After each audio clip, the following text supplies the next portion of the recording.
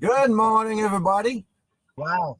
We just came back from Dallas, Texas for the CAI National Expo. I haven't taken off the hat since Friday night. Don't even think about me taking it off, Steve. It's staying on for the rest of the month. That was a startling sight first thing on a Monday morning. I got to say that was very unexpected, David. I almost spit out my coffee. Oh, well, it is Monday, so it's Car Chat Day. David, today we have another Dave. So today we have Dave Orr, and he's the CEO of CAMS. Welcome, Dave, to the show. And can you tell us a little bit about CAMS, your company, and what it is you do over there? Yeah, thanks for having me. First and foremost, glad to spend a few minutes with you guys this morning. So CAMS is based out of Wilmington, North Carolina, and we manage residential properties throughout North and South Carolina, and we base it right out of the Wilmington market. Now, how long have you been involved in community association management, just at large? Well, I stumbled into it back in 2001 is when it really kicked off. You know, I had been on the developer side with Pulte Homes and K. Hovnanian, and then surfed over to the other side, over to property management, and it has been one heck of a great run. That's 20 plus years. So let's move up, fast forward a little to more recent times. What's going on? What's changed? What's happening in recent times? Well, needless to say, the world changed on us midstream over the last 3 years. I got here about 3.5 years ago, Steve, and CAMS was looking for somebody to come in and run their operation for them. The two owners have been doing it for 20 and 30 years collectively. Wow. And they were ready to take a step back. They were really looking to kind of push things to the next level, and we're looking for some assistance relative to how do you break through that ceiling. So you're kind of touching on a topic that is very current right now in the industry. All the mergers and acquisitions that we see. People use the acronym M&A. I thought it was a candy in the beginning, but it turns out it's something completely different. But all these M&As that we see happening in the market, did that happen to your company too? Was that the goal for the owners to take you to the next level? It was. It had been kind of the vision. You know, they had kind of set some targets and goals that they wanted to hit and timelines. And so that was really the impetus behind bringing me on board. I had worked with some other larger organizations and, you know, retained things that helped us along the way that I learned that would be instrumental in us being able to accomplish what the two owners were hoping for with bringing me on board. So when you're looking at this, looking at a merger or a partnership, what kind of aspects or specific attributes do companies look for in each other as far as partners? And by the way, David, I can't take my eyes off of that cowboy hat. You should wear it all the time. I will in the office.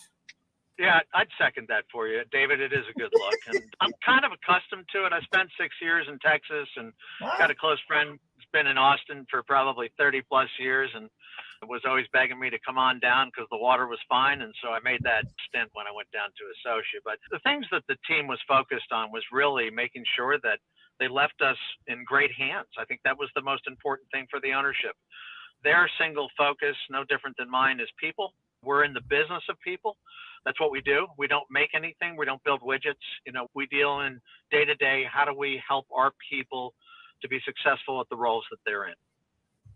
So, you know, the really important piece to them was culturally, was it going to be a good fit? And so that became an important discussion for them and a very integral component to them being able to say, I do. So CAMS ended up partnering with which company? Associa. Wow. Okay. Very cool.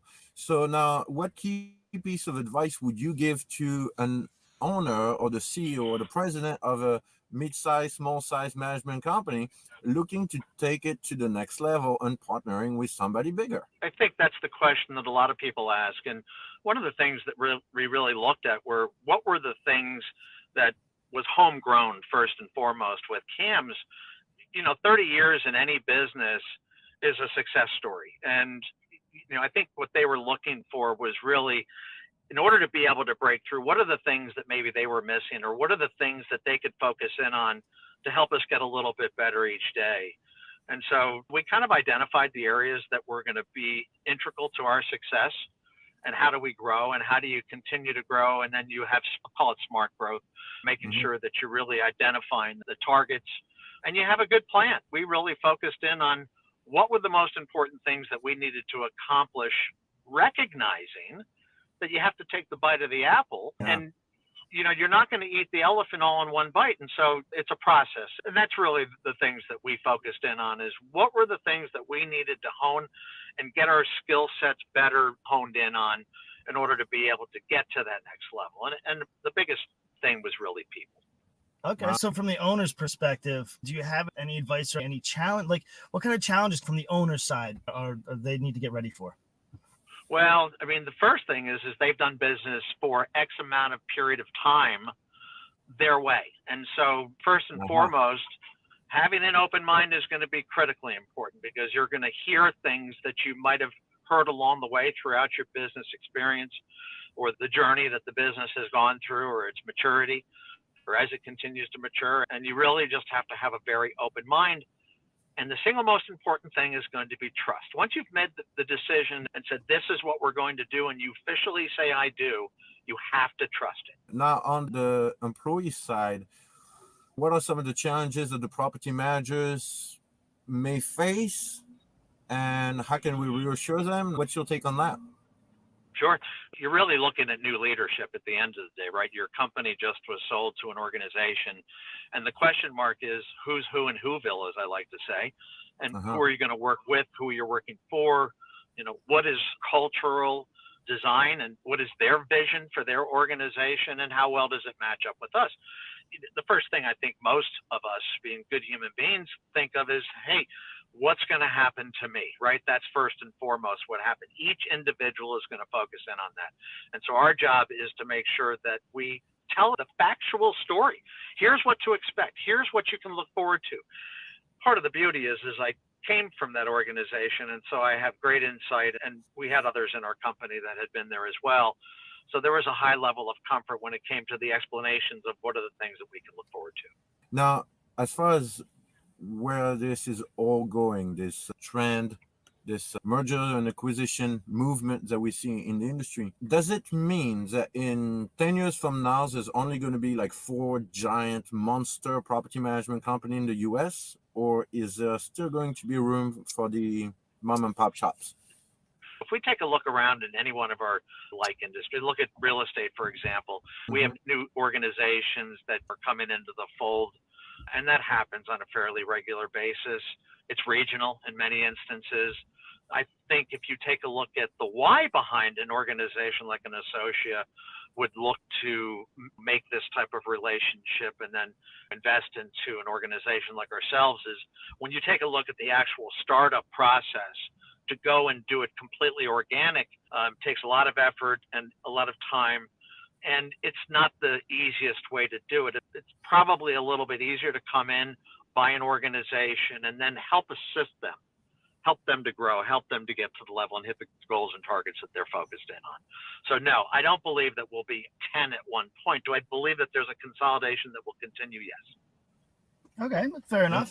And again, there's something to be said for that. There's pluses and there's minuses to all of this. And there's a fit for all of this. Sometimes people say there's a butt for every seat. And not every community association fits in every mold of whatever the management company may have in store for them. So the variety, I think, is the spice of life, and having the smaller ones and the bigger ones so that there's a fit, I think is very important to be successful as a community, to be honest with you. Absolutely. Now, we'd love to talk some more about this, but we are running short on time, Dave.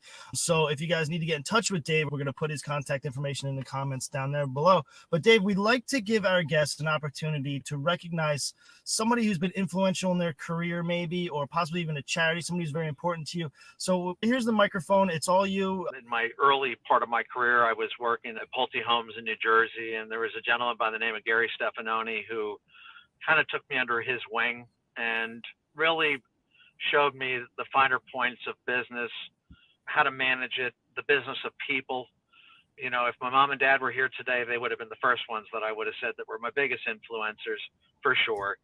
But in business, Gary is one of them, and I've got others, a handful of folk that definitely made impacts. Michael Mandillo. These are folks that, you know, believed in me, and I did the same with them. And so it was what helped me to grow into who I am today. Very nice. Well, we appreciate this shout out, especially to Gary Stefanoni. If you're there on the web looking at somewhere, This is for you. In the meantime, we'll see you all next week for the next episode of Community Association Car Chat. And Steve, I'll promise you, I will still wear the hat. Oh, yes. Outstanding. See you guys later. Have a great day, gentlemen.